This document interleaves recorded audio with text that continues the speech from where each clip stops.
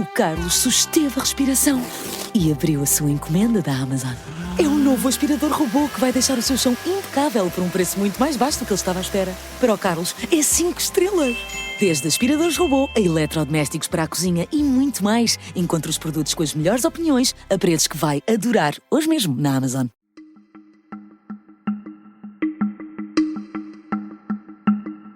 Esta é a história do dia da Rádio Observador. Porque caiu o avião da Air India?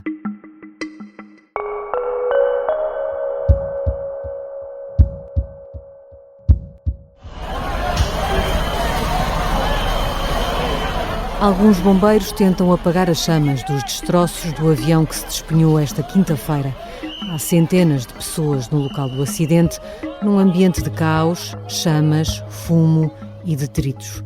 O Boeing 787 Dreamliner caiu pouco depois de descolar do aeroporto de Ahmedabad, a antiga capital do estado de Gujarat, no noroeste da Índia.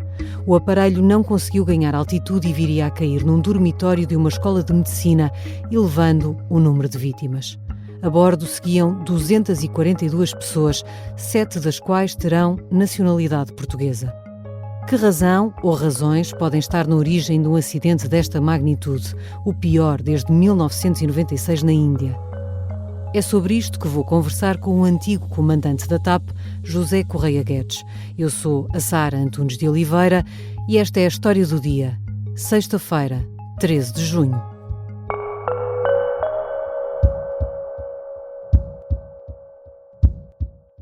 Bem-vindo, José Correia Guedes. Muito obrigado pelo convite.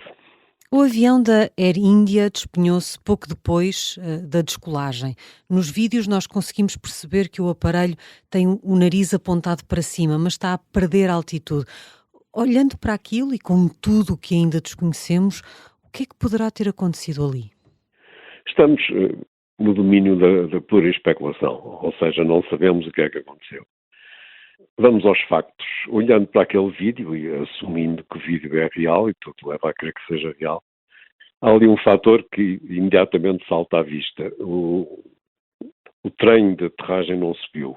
A seguir a uma descolagem, logo que o avião começa a subir, ou seja, larga o contacto com o solo e começa a subir pelos próprios meios, com o impulso dos motores, o que se faz quase imediatamente, a partir do momento em que há uma razão de subida positiva, aliás até temos vozes para isso, o piloto que está a descolar pede gear up, ou seja, para subir o trem de aterragem.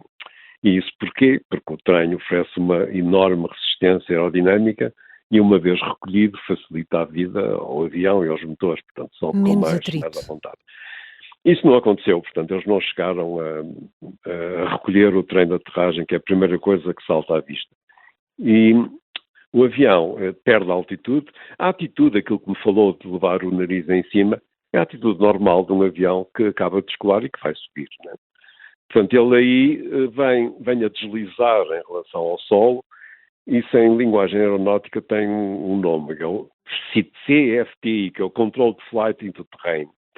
Portanto, o avião vem completamente controlado até ao chão e depois explode. Estamos a falar de um avião que vai fazer um avião grande, que vai fazer uma viagem de longo curso, vai para Londres e que muito provavelmente, contas em cima do joelho, deve levar umas 40, 50 toneladas de combustível. Mas esse Controlled Flight into Terrain pode significar que ainda houve uma tentativa de aterragem, de pousar Não. no sol? Quer dizer que o avião que não cai descontrolado, Okay. Ou seja, ele vai a voar, ele vai com as asas direitas, só vai a perder altitude.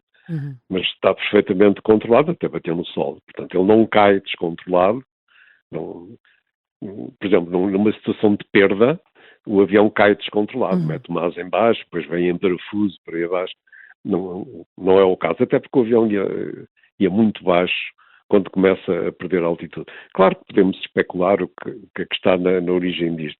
O que parece evidente, para já, essa realidade do trem que não subiu, de que falamos há pouco. Depois, parece evidente que há uma perda de energia, ou seja, o avião vai a descolar e perde a energia necessária para continuar a subir. Ou então, essa é uma possibilidade, ou seja, qualquer problema com os motores, não podemos descartar colisão com pássaros, não podemos descartar falha de motores, sei lá, qualquer coisa. Uma dupla falha de motores é quase uma impossibilidade. É catastrófico. Às vezes acontece haver uma falha de motores, mas falhar um motor, agora falharem os dois, é quase uma impossibilidade, a menos que um fator externo, como sejam os pássaros, provoque isso, como aconteceu, de resto, no Rio Hudson, em Nova Iorque, aqui há uns anos, né? Que eles perderam os dois motores em consequência de uma colisão com pássaros. Portanto, essa será uma possibilidade que vai ser investigada, com certeza. Essa investigação já agora é feita por organismos internacionais ou por organismos indianos do país em que acontece o acidente? Quem lidera a investigação é a entidade aeronáutica da Índia, e que é responsável pela investigação. Mas vai convidar certamente, seguramente, vai convidar a Boeing a participar na investigação, que é o fabricante do avião, e vai convidar outras entidades que ache necessárias, nomeadamente o National Transportation Safety Board, que é uma entidade americana especializada em investigação de acidentes. Há muitos anos que se dedicam a isso. Acidentes de todo tipo, de aviões, de navios, de autocarros, de comboios, o que quer que seja.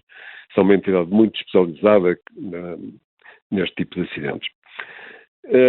Dentro de um mês haverá um relatório preliminar, portanto, isto segundo as normas ICAO, dentro de um mês haverá um relatório preliminar que será completamente inconclusivo, portanto, é apenas uma formalidade, não vai apontar rigorosamente nada, penso eu, e dentro de um ano, segundo também a regulamentação ICAO, deverá sair o relatório final. Portanto, a Comissão tem um ano para fazer esse trabalho. Com alguma frequência, esse ano não chega, portanto, é necessário mais tempo, as investigações demoram mais tempo que isso.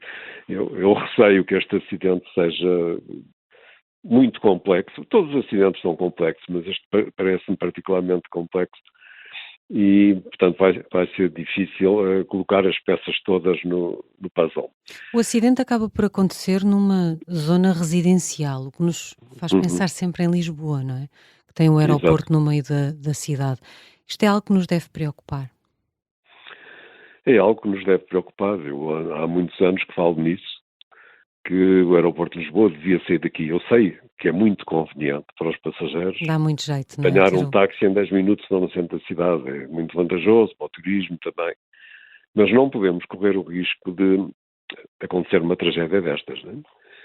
Principalmente em qualquer circunstância. Portanto, o aeroporto está situado no centro da cidade e haver um avião que se despenha, e um avião de grandes dimensões, bem, o melhor é nem sequer especularmos sobre isso. Nós que andamos nos aviões estes anos todos sabemos que já esteve para acontecer. E, felizmente não aconteceu, temos o nosso Santo António, que é o dia de hoje, ou alguém que pôs as mãos por nós, mas um dia poderá acontecer e não podemos correr esse risco. Portanto, é mais uma razão para o aeroporto de Lisboa, ou da Portela, Humberto Delgado, como lhe queiram chamar, sair daqui logo possível. Portanto, há quem defenda a continuidade do aeroporto de Lisboa. Eu sou contra, justamente por essa razão e por razões ambientais também, por causa do ruído e por causa da poluição que os aviões lançam sobre a cidade. Portanto, essa será mais um fator a ter em conta.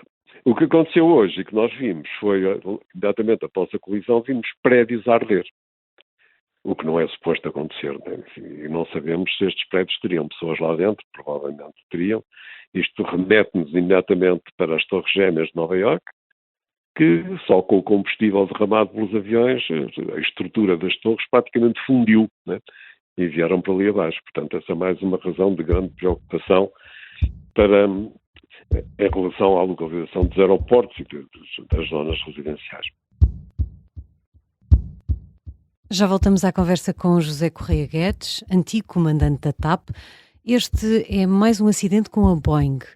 Este facto permite tirar alguma conclusão?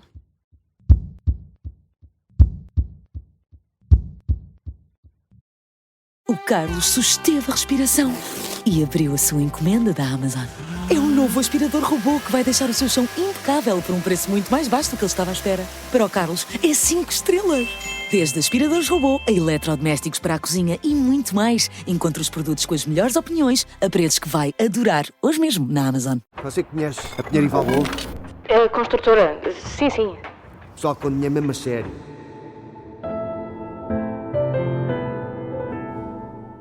O Zé faz 25. É um podcast de ficção para ouvir em 8 episódios. Uma coprodução Coyote Vadio e Observador. Eu sei, eu já apertei com o gajo, já lhe dei 2 bofas, eu já o fudi. Deixa-me falar até ao fim.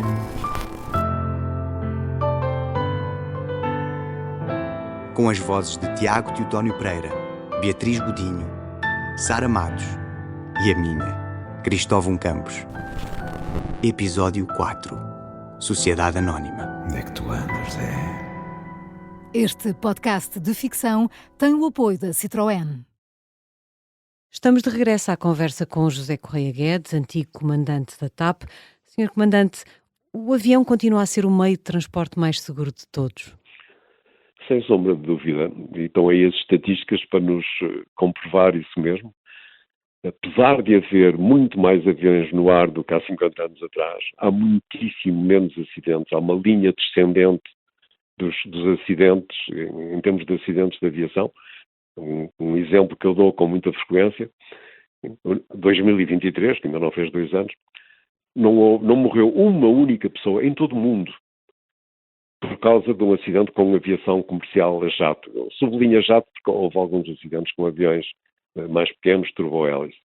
Mas com aviões comerciais a jato não houve uma única vítima mortal. E estamos a falar de milhões e milhões de voos, centenas de milhões de passageiros durante um ano, que são números realmente impressionantes. Portanto, em termos de segurança, não podemos comparar com nada. Morre-se muito mais num elevador ou numa cadeira de rodas ou no que quer que seja. Infelizmente, este ano e um pouco no ano passado, essa tendência, eu não vou dizer que se inverteu, mas quebrou-se. Portanto, tivemos este acidente de hoje que é absolutamente trágico. Tivemos o acidente de Washington no princípio do ano, o avião que colidiu com o helicóptero, enfim, há mais alguns episódios. Ultimamente as coisas de facto não têm corrido bem. Mas, de uma forma geral, sem sombra de dúvida, apesar do acidente de hoje, a aviação continua a ser, de longe, o meio de transporte mais seguro do mundo. Não tenho qualquer dúvida em relação a isso. Quando acontece um acidente, a aviação tem esta característica de há sempre qualquer coisa que vai mudar, que se vai aprender. E normalmente olha-se para 2 coisas, para os pilotos e para os aparelhos. Em relação aos pilotos, este também tem sido um debate. Há uma elevada procura de pilotos em todo o mundo, há milhares e milhares de ligações todos os dias, como dizia. O fator humano pode ser determinante nestes casos? Estatisticamente está demonstrado que a esmagadora maioria dos acidentes, estamos a falar de cerca de 80%, são causados por erro humano.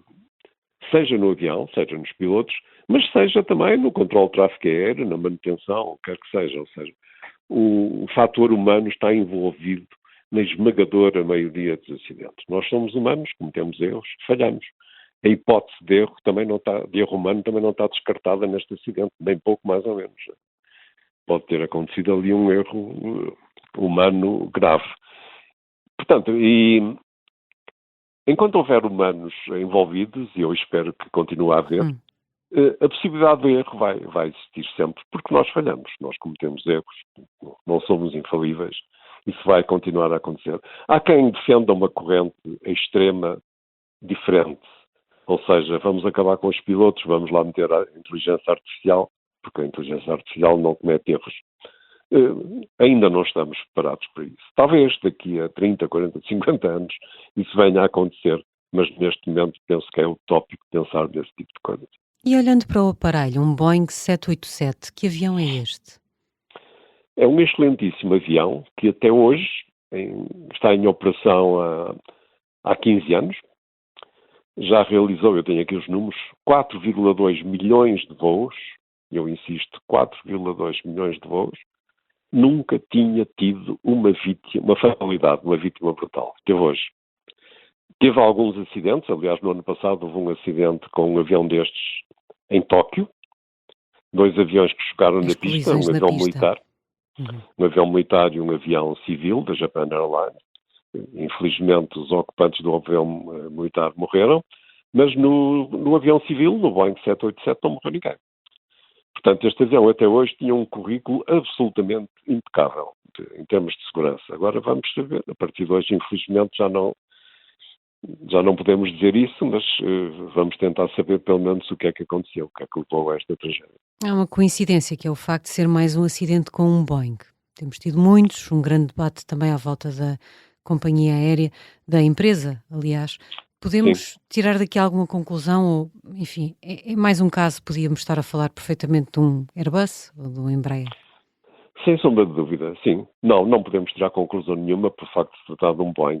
Aliás, este avião, o Boeing 787 Dreamliner, é neste momento o avião mais avançado do mundo em termos de engenharia. É um avião feito em materiais compósitos, materiais mais leves, mais resistentes. Um avião muito avançado do ponto de vista também da aviónica, que são aqueles instrumentos, os computadores de bordo e assim. E, portanto, é um avião muito avançado, extremamente fiável, muito bem construído, um dos melhores aviões que a Boeing alguma vez produziu. Claro que criou-se essa imagem aqui há uns anos com os acidentes ocorridos com o irmão mais pequeno, com o Boeing 737, que eu por acaso conheço muito bem, porque voei esse tipo de avião durante 10 anos. E houve realmente 2 acidentes graves e depois concluiu-se que tinha havido ali negligência por parte do fabricante e isso criou uma imagem muito negativa à Boeing, da qual tem tido dificuldade em se libertar, e a sua pergunta vem nesse sentido. Portanto, a má imagem, as pessoas hoje veem um acidente com a Boeing, hoje, desde manhã, desde que o acidente aconteceu, já várias pessoas me ligaram, pois é um Boeing. Não é um Boeing. Um acidente que aconteceu com o avião não tem culpa nenhuma disto. Vamos ver, eu acho que o avião não tem culpa nenhuma disto. Obrigada, José Correia Guedes. Foi um prazer, disponha. Não é um prazer falar sobre um acidente, mas é um prazer falar com a Rádio Observador. Obrigada. Obrigado. José Correia Guedes é antigo comandante da TAP. É uma voz especializada a quem a Rádio Observador recorre com frequência para falar de aviação. É também um dos protagonistas de Piratinha do Ar, um podcast plus do Observador. Antes de terminar, algumas notas para esta sexta-feira, dia de Santo António, e para o fim de semana. O Mundial de Clubes arranca no sábado. A primeira equipa portuguesa a entrar em campo é o Futebol Clube do Porto, que defronta o Palmeiras, do Brasil. No domingo arranca uma reunião do G7 importante no Canadá. É o reencontro de Trump com alguns dos parceiros a quem decidiu cobrar tarifas comerciais elevadas. E é esperada também a presença de Volodymyr Zelensky. E neste dia 13 de junho, sexta-feira, há uma efeméride importante a assinalar. Fernando Pessoa nasceu em 1888, num dia de Santo António. Esta foi a história do dia. A sonoplastia é do Bernardo Almeida, a música do genérico é do João Ribeiro. E eu sou a Sara Antunes de Oliveira. Bom fim de semana.